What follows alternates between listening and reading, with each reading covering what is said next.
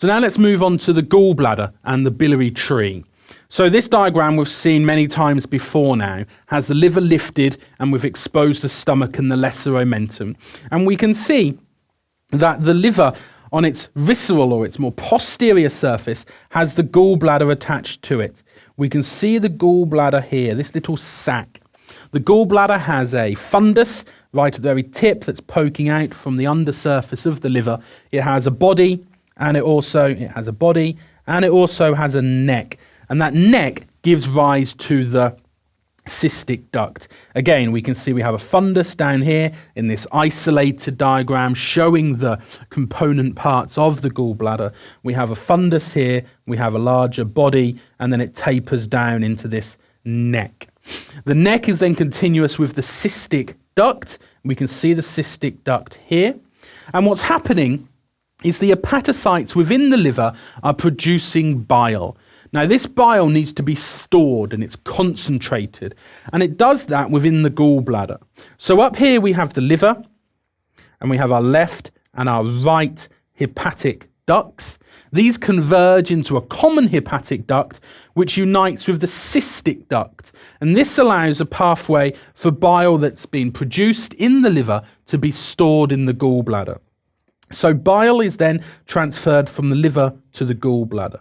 Now, it usually does this by passing all the way down to the duodenum first. So here we've got the bile duct. The bile duct formed by the union of the cystic duct here and the common hepatic duct.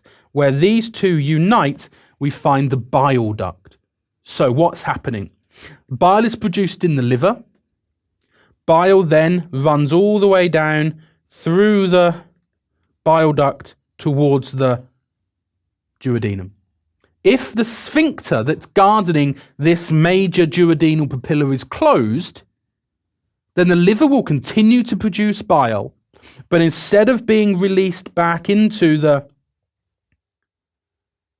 duodenum, it's going to pass all the way back up and go into the gallbladder.